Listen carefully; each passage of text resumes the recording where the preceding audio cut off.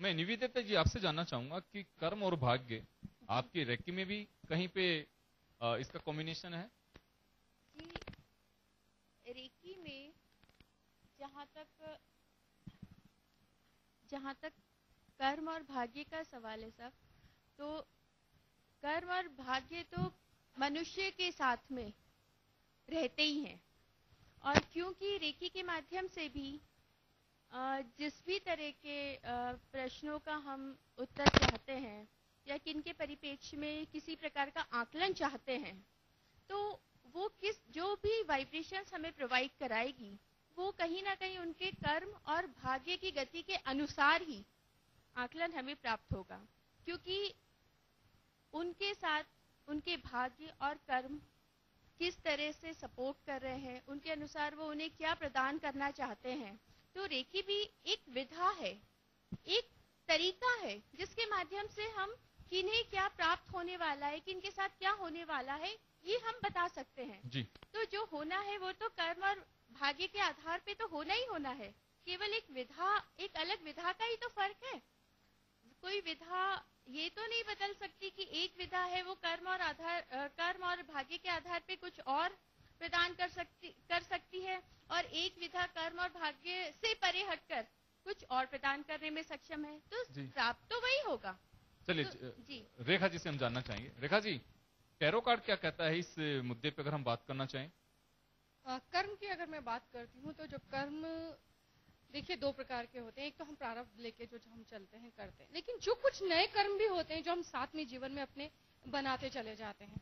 तो कुछ अगर हम कर्मों की बात करते हैं तो कहते हैं कि अगर आपकी अच्छी सोच है, अच्छे विचार हैं और आपकी अच्छी इंटेंशंस हैं, तो आपके जितने भी अच्छे अगर कई बार कुछ कर्म ऐसे होते हैं जो आपकी अच्छे कर्म अगर आप करते हैं तो आपकी कुछ चीजें जो है टल जाती हैं, जो आपका ऐसा होना था। तो कर्म जो है आपकी फ्री विल जो है, फ्री विल की हम बात करते हैं कि आप क्या खुद चुनते हैं। कुछ ऑप्शंस आपके पास जीवन में आए, आपके पास किसी ने कुछ दिया और आपने क्या चुना उसमें से, वो फ्री विल के तौर पे हमारे कर्म बनाती है।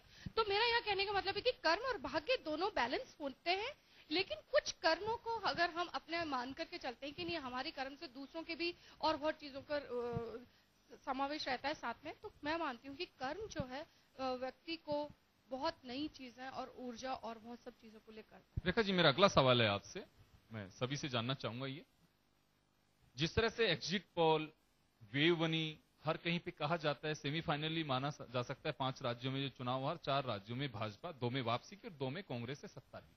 इसी तरह से हमने चर्चा की थी, मुकेश भारद्वाज जी उस वक्त हमारे साथ में भी थे,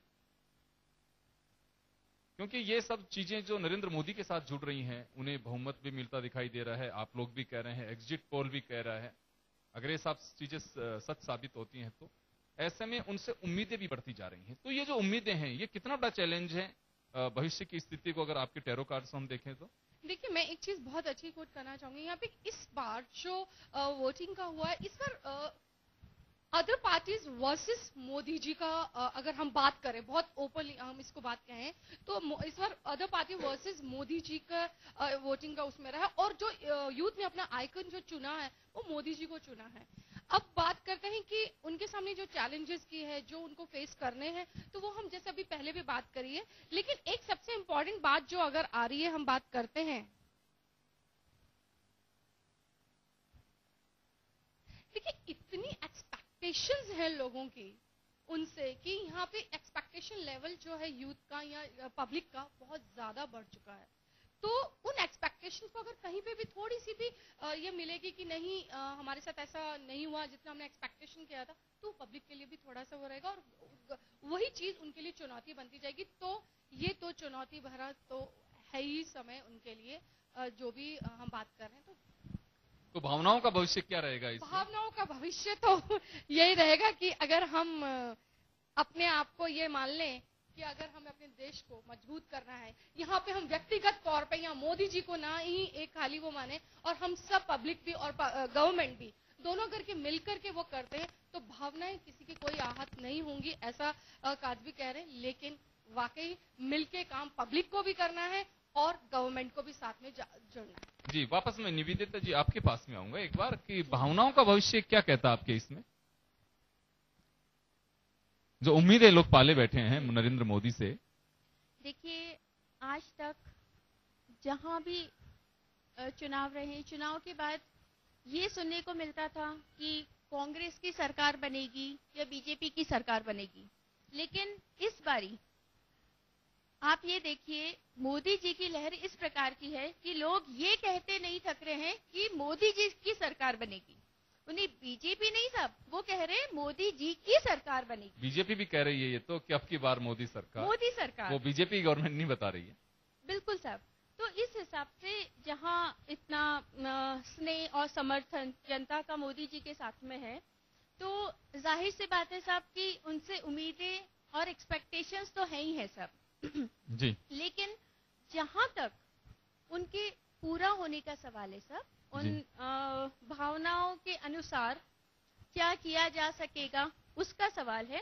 तो उसमें कहीं ना कहीं यही स्थिति है सब कि जो जनता का समर्थन उन्हें जिस हिसाब से प्राप्त हो रहा है और जिस स्नेह और समर्थन के साथ वो आगे प्रधानमंत्री पद की तरफ अग्रसर हो रहे हैं, लेकिन कहीं ना कहीं एक अनफॉर्चुनेट एस्पेक्ट नजर आ रहा है, जिस तरह के वाइब्रेशंस रिसीव हुए हैं कि उन्हें अपने ही लोगों से बहुत भारी विरोधों का सामना करना पड़ेगा जी। और वो न सिर्फ उन्हें मानसिक तनाव काफी हद तक और लगातार एक लंबे समय तक उन्हें उससे ग्रसित रखेगा। उसके अलावा इस तरह के इंडिकेशंस भी हैं कि उनके स्वास्थ्य की दृष्टि से भी जैसे ही पीएम पद वो हासिल करेंगे, तो उसी के साथ में इस तरह के वाइब्रेशंस हैं कि कहीं ना कहीं उन्हें जटिल समस्याएं जो कि उनके अपने स्वास्थ्य की तरफ से भी होंगी, उन चीजों का भी उन्हें सामना करना पड़ेगा। चलिए एक बार मुकेश जी आपसे मैं जानना चाहूंगा कि भविष्य हम बता रहे हैं कि सरकार का भविष्य क्या होगा, कितने चैलेंजेस रहेंगे,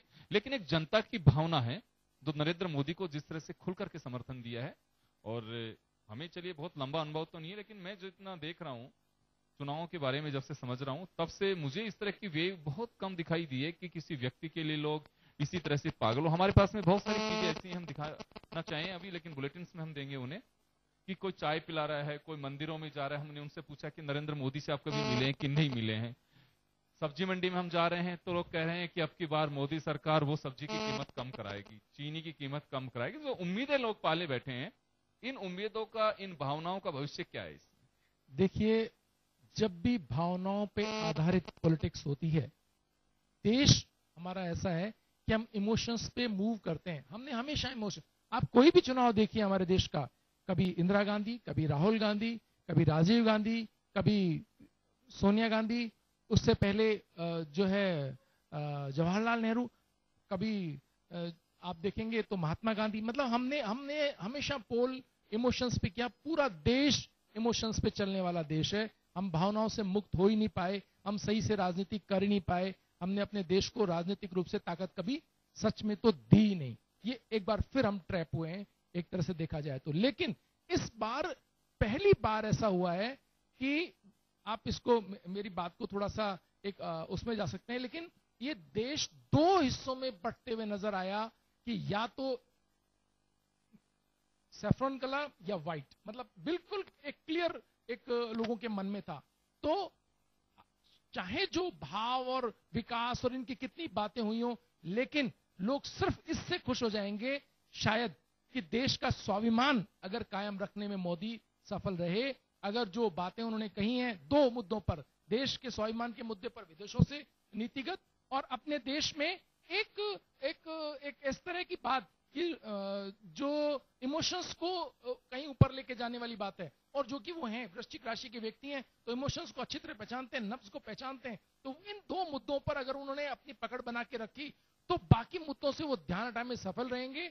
उतनी बड़ी कोई मुद्दा उनके सामने मुश्किल आएगा। लेकिन चुनौतियां कम नहीं है, कोई दोहराए नहीं है कि उनको कोई कम चुनौतियों का सामना करना है। बहुत बड़ी मुश्किलें हैं। ध्यान कितना हटा पाते हैं, कितने लोग उनको जो है अपने उसमें घेर पाते हैं, इन सब चीजों के ऊपर कहीं न कहीं रहेगा। हाँ, विकास का जो मुद्दा है, जो आपने कहा कि लोगों के एक्सपेक्टेशंस क्या होगा, उस पर काम जरूर होगा, लेकिन लोग कितना काम उनको करने देंगे, कितना सफल होने देंगे, इसे बहुत बड़ा संशय है।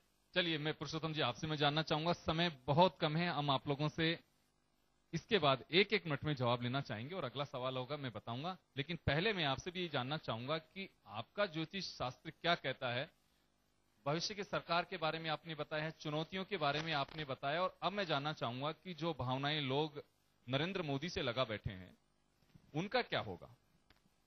देखिए, जहां भावनाओं की बात है, भारत का धनुराशि है, भारतीय जनता पार्टी की धनुराशि है। धनुराशि को गोचर ग्रहों के आधार पर बृहस्पति सप्तम भाव में, जो कि श्रेष्ठता और पूरे संसार में लोहा मनवाने जैसी स्थिति पैदा करता है।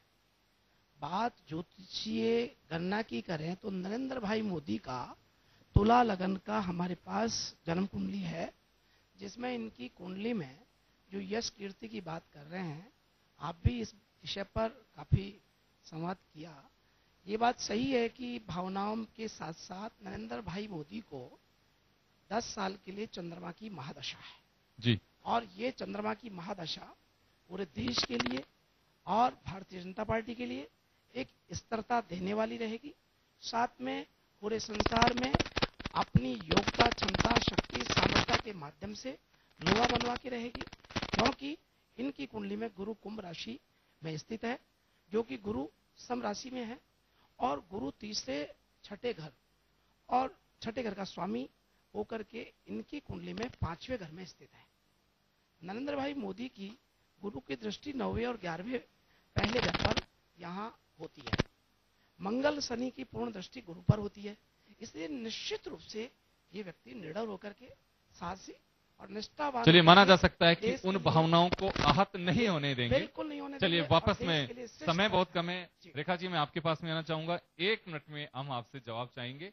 मैं आपसे जानना चाहूंगा कि आज देश में जिस तरह की स्थितियां बनी हुई है, इंटरनल और आउटर, हमारे बॉर्डर सिक्योरिटीज को लेकर के और अंतर्राष्ट्रीय संबंधों को लेकर के जिस तरह की तलखी सामने आ रही है, उनका क्या होगा?